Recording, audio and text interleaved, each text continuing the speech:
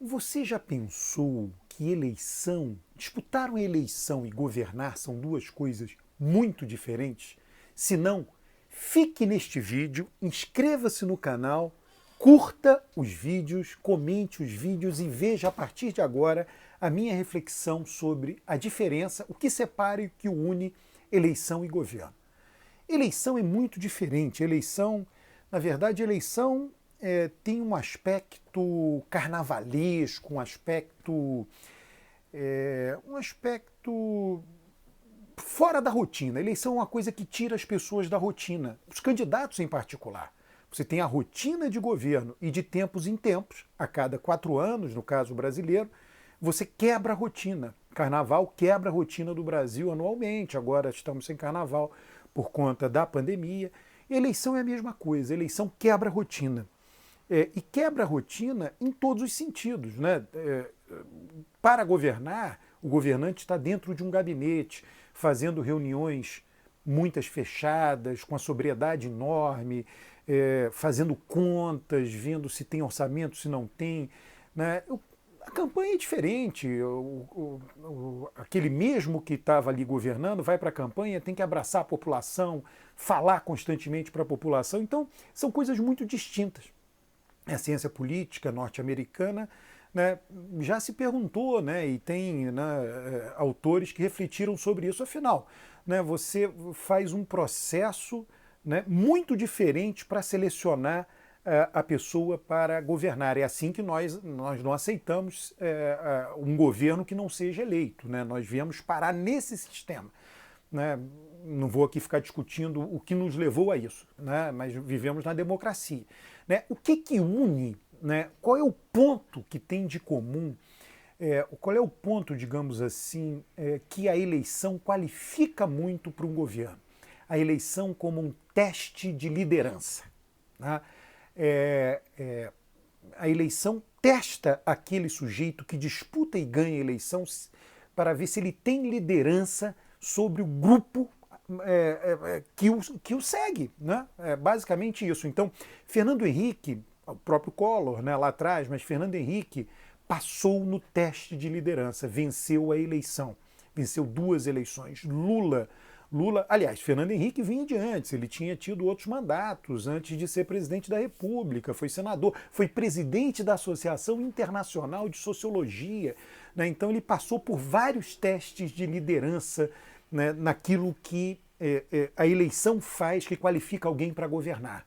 Lula, antes de ser candidato a presidente, passou pelo teste de liderança nas eleições para a presidência do Sindicato dos Metalúrgicos de São Bernardo e Diadema. Venceu lá 2 eleições, ele já tinha, como presidente, como candidato a presidente, ele já tinha sido da chapa, tinha tido um outro cargo na chapa.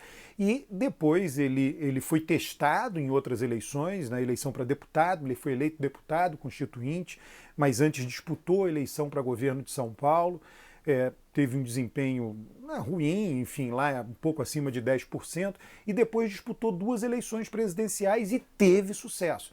Você pode dizer que Dilma passou pelo teste de liderança? Talvez não, porque Dilma, primeiro, nunca tinha disputado uma eleição antes da eleição presidencial. Segundo, quando entra na eleição presidencial, ela já tem tudo montado.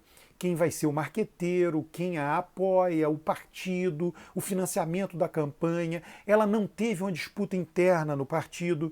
Quando você tem, muitas vezes, o partido, aí a prévia, né, do PSDB, você tem uma disputa interna. Ali tem um teste de liderança. Quem passa naquele teste de liderança se qualifica para seguir adiante. Primárias dos partidos democrata e republicano nos Estados Unidos, por exemplo. Então você tem um teste de liderança. O que Lula está passando? Lula está passando hoje por um novo... Bolsonaro, eu acho que passou no teste de liderança. No teste de liderança exigido para ser um governante, para tocar um governo. Só que ele não sabe, ele não faz ideia, ele nunca imaginou estar num governo. Ele passou no teste. No caso de Bolsonaro, você tem um elemento sorte, né? Elemento sorte, elemento acaso. No caso de Dilma, também tem. Por quê? Qualquer candidato do PT que Lula tivesse escolhido em 2010 teria sido eleito. Esse elemento sorte, toda a conjuntura favorecia. O elemento sorte foi a sorte para ela dela ter sido escolhida.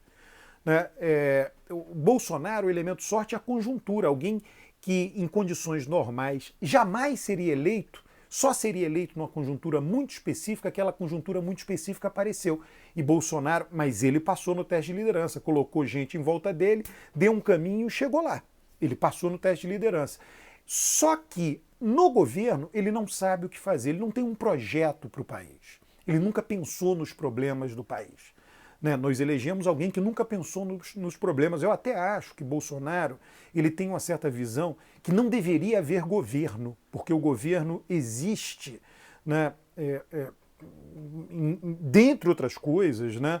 Eu me lembro que Lula, quando presidente, dizia: olha, os ricos não precisam de governo, eles resolvem a vida material deles no mercado, né, no mundo privado. Os pobres precisam de algum apoio do governo para melhorar de vida. Né? Tem um pouco disso do governo. Né? E Bolsonaro, eu acho que ele se deu conta disso e ele não tem como base eleitoral as pessoas pobres, não quer ajudar os pobres, disse é melhor ter menos governo. Quanto menos governo, essa foi a linha seguida por ele. Né? Ele até disse no início do mandato dele, se eu não me engano, entre a eleição e a posse, ele disse que se ele destruísse muita coisa do que foi feita nos governos do PT, ele já estaria realizando muita coisa. E ele foi transparente, é o que ele tenta fazer. Nem sempre é possível. Tá? Então Lula está passando agora por um teste de liderança. Né? E este teste de liderança é interessante ver como Lula se comporta nisso. Ele vai se adaptando, ele tem características que ele traz desde o início da sua carreira política no sindicato ABC, né, no ABC não, na época hoje é ABC, Sindicatos Metalúrgicos do ABC, na época era somente São Bernardo e Diadema, tem características que ele traz até hoje. Por exemplo, a característica de conciliador, a característica de se unir ou de trazer para ele os poderosos, se unir aos poderosos a fim de melhorar a vida dos mais fracos. Preste atenção nisso. O que Lula não abre mão? Melhorar a vida dos pobres. O que Lula abre mão?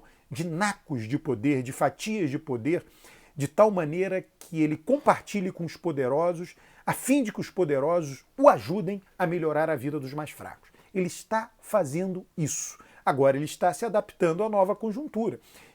O Lula, muito inteligentemente, percebeu que Bolsonaro foi para um extremo, a extrema-direita, e deixou livre não só o centro, deixou livre a direita também. Bolsonaro ele é rejeitado por pessoas assumidamente de direita, eleitores assumidamente de direita. Então o que Lula diz? Bom, ele está liderando todo mundo que está em volta dele, vamos atrás desse pessoal.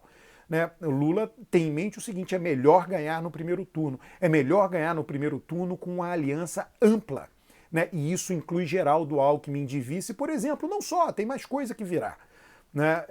Então, Lula vai passar mais uma vez no teste de liderança.